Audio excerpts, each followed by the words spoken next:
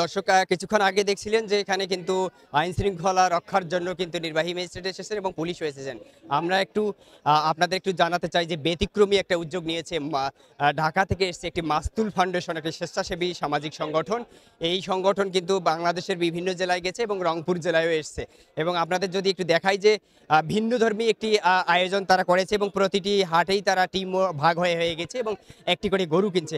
আমরা যদি এখানে মাস্তুল ফাউন্ডেশনের একজন স্বেচ্ছাসেবী রয়েছেন তার কাছ থেকে শুনতে চাই।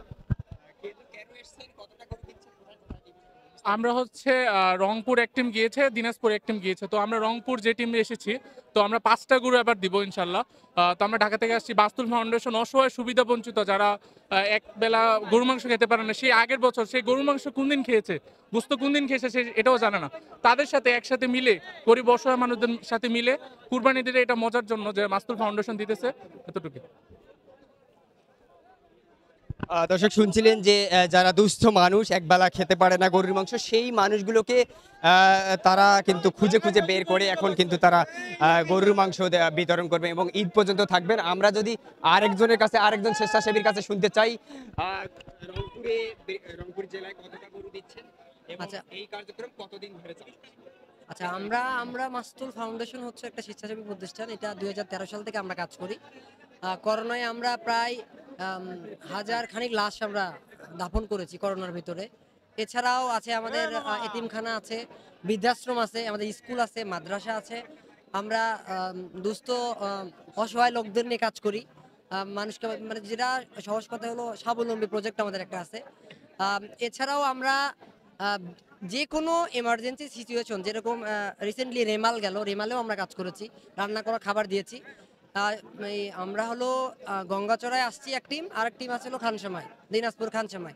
তো আমরা এখানে আপাতত এখন 5টা গরু, ঈদের দিন 3টা, ঈদের পরের দিন 2টা দিব।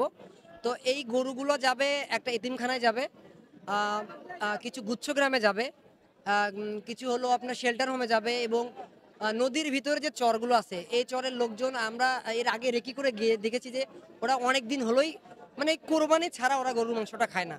এই জন্য আমরা ওনাদেরকে একটা লিস্ট করেছি। আমরা ওই সব জায়গায় নৌকায় করে গিয়ে হয়তোবা ওই একটা কমিউনিটির মাধ্যমে একটা গরু দিব, ওখানে ওনারা ওই গরুটা কেটে ওরা ভাগাভাগি করে নেবে। এবং কিছু আছে ঈদের দিনে আমরা রান্না করা মাংস এই কমিউনিটির মাধ্যমে, আমরা এখানকার কিছু লোকাল পার্টনার আছে ওনাদের মাধ্যমে, ওনাদের যে সুবিধা বঞ্চিত লোক আছে তাদেরকে আমরা ডিস্ট্রিবিউশন করে নিব।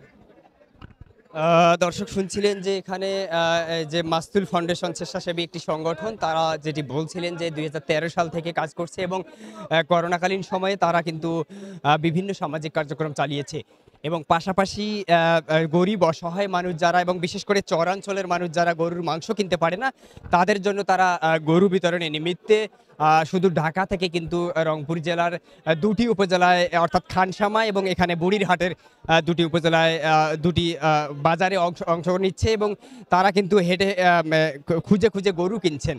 এবং তারা যেটি বলছেন যে গরু কেনার পাশাপাশি শুধু গরু কিনবেই না, গরু জবাই করে এবং বাটি দিয়ে এবং আরেকটি বিষয় করবে, রান্না করা মাংস তারা যারা চরের মানুষ রয়েছে তাদেরকে বিতরণও করবে, এরকম একটি অংশ শুনেছিলাম। এবং এখানে তারা যেটি দাবি করেছে যে যাতে করে তাদের কাছ থেকে কোনো ধরনের হাসিল নেওয়া না হয়। এবং কিছুক্ষণ আগে আপনারা শুনেছেন যে জেলা প্রশাসকের নির্বাহী ম্যাজিস্ট্রেট মাহবুব হাসান মৃধা, তিনি কিন্তু এখানে 1 লাখ টাকা হাসিলকারী যিনি রয়েছেন ইজারাদার, তাকে জরিমানা করেছেন এবং যাতে করে এ ধরনের কার্যক্রম পরবর্তীতে না হয় সে বিষয়ে সতর্ক করছেন।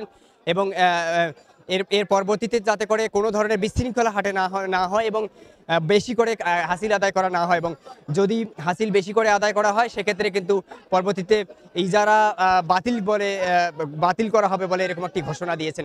দর্শক, এই ছিল আজকের এই একটি সামাজিক সংগঠন এবং অন্যান্য যে গরুর বাজারের সর্বশেষ পরিস্থিতি। পরবর্তী পরিস্থিতি জানতে চোখ রাখুন সকালের বাণীতে।